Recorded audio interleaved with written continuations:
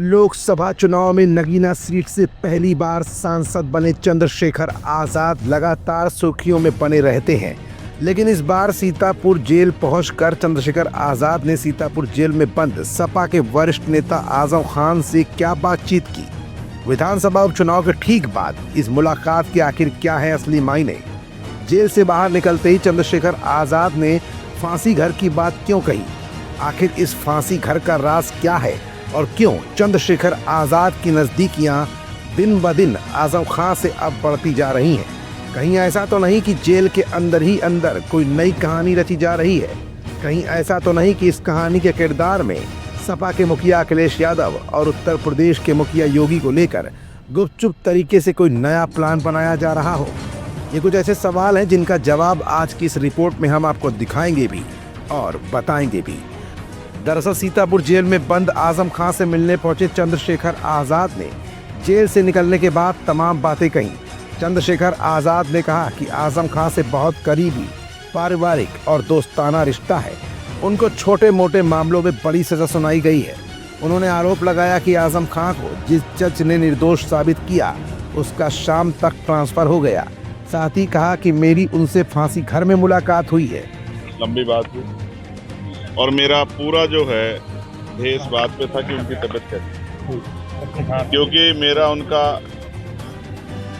राजनीति से अलग एक बहुत करीबी दोस्ताना पारिवारिक रिश्ता है। तो मैं उनके मामलों को भी देख रहा हूँ। जिस तरह से बकरी चोरी कराने में 10 साल की सजा, ऐसे एक होता चोरी करना एक कराना, ऐसे छोटे छोटे मामलों में बड़ी बड़ी सजा। और जिस जज ने उनको निर्दोष करार दिया वो जज शाम के समय तक ट्रांसफर होकर दूसरे जिले में चले जाते हैं। जिस तरह से लोकतंत्र की हत्या हो रही है, संवैधानिक संस्थाओं को कुचला जा रहा है, ये किसी छिपा हुआ नहीं है। मैं उनसे मिला हूँ, वो फांसी घर में है जहाँ पहले फांसी दी जाती थी ना आज़ादी से पहले, उसी फांसी घर में हूँ। मैं उनसे मिला और मेरा ये विश्वास है कि ये परेशानी के बादल जल्द छट जाएंगे। आजम खान से फांसी घर में मुलाकात हुई है।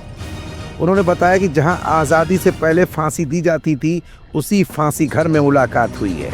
उन्होंने कहा कि मुझे विश्वास है कि परेशानी के बादल जल्द ही छट जाएंगे। चंद्रशेखर ने कहा कि राजनीतिक नफा और नुकसान की बात होती तो मैं चुनाव से पहले मुलाकात करने आता। सोचिए, अगर मुझे कोई राजनीतिक नफा नुकसान की परवाह होती तो मैं चुनाव से पहले उनके पास आता, क्योंकि अगर वो एक बार थोड़ा सा इशारा कर देते तो बहुत बड़ा परिवर्तन उत्तर प्रदेश की राजनीति में उपचुनाव में हो जाता। लेकिन मैं इसलिए चुनाव के बाद आया हूँ कि ये मेरा जो रिलेशन है, रिश्ता है, ये राजनीतिक ना होके वो जो मजबूत रिश्ता है वैचारिक व्यवहारिक पारिवारिक। क्योंकि मेरे आज भी याद है जब मेरे ऊपर गोली चली तो वो बीमार होते हुए पूरे परिवार सहित आए और कई घंटे मेरे पास रुके, मेरे दुख तकलीफ को अपने दुख तकलीफ मान के, और मेरा साथ दिया उस समय। और समय समय पे अपनी पार्टी में भी अपने नेताओं से भी उन्होंने मेरे लिए लड़ाई लड़ी। तो एक अच्छा साथी होने के नाते मैं अपनी जिम्मेदारी अदा करने और उनके हाल जानने, जो कि बहुत खराब है तबीयत के तौर पे भी, किस तरीके का और जेल, आप समझ जेल कोई अच्छी जगह तो नहीं होती। इस समय अपने हालातों के बारे में क्या बताया? वो बीमार हैं, उनकी आंखों में इन्फेक्शन हुए हैं। मैंने उनकी हालात देखी, मुझे बड़ी तकलीफ हुई, भावुकता भी थी मेरे अंदर। मैं सरकार से ये अपील करूंगा कि राजनीति में वैचारिक विरोध हो सकता है, लेकिन जिस तरह से पिछले कुछ लंबे समय से ये देखा गया है कि अपने राजनीतिक विरोधियों को सरकारी मशीनरी का दुरुपयोग करके सत्ता ने हटाने का काम किया, ये अच्छा नहीं। इससे ये पीढ़ी दर पीढ़ी चलता रहेगा, इसका खामियाजा फिर दूसरे लोगों को भुगतना पड़ेगा। अगर आप कुछ अन्याय करोगे तो कल आने वाले समय में ताकत आने पर दूसरा व्यक्ति भी अन्याय करेगा। क्योंकि अगर आजम खान एक बार भी इशारा कर देते तो उपचुनाव में यूपी की राजनीति में बहुत बड़ा परिवर्तन हो जाता।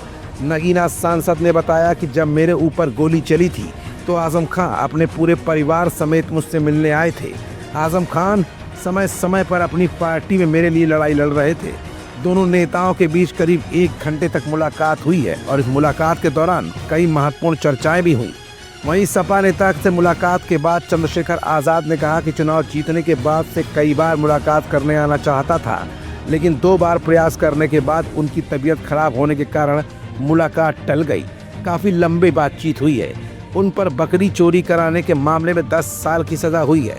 जिस तरह से लोकतंत्र की हत्या और संवैधानिक संस्थाओं को कुचला जा रहा है, वो किसी से छिपा नहीं है। उन्होंने भाजपा सरकार से अपील करते हुए कहा कि राजनीति में वैचारिक मतभेद हो सकता है, लेकिन बीते काफी समय से देखा जा रहा है कि सरकारी मशीनरी का दुरुपयोग करके राजनीतिक विरोधियों को सत्ता से हटाने का काम हुआ है। ये दुरुपयोग ठीक नहीं है। ये पीढ़ी दर पीढ़ी चलता रहेगा और आने वाली पीढ़ी को इसका खामियाजा भुगतना ही पड़ सकता है। फिलहाल आजम खां पर जुल्म और ज्यादतियों को लेकर जो कहानी चंद्रशेखर आजाद ने सबके सामने रखी है, वो कहीं न कहीं आने वाले 2027 के विधानसभा चुनाव के लिए बिछाया गया वो कैनवास है, जो राजनीति की विसात पर जल्द ही सपा को झटका भी दे सकता है।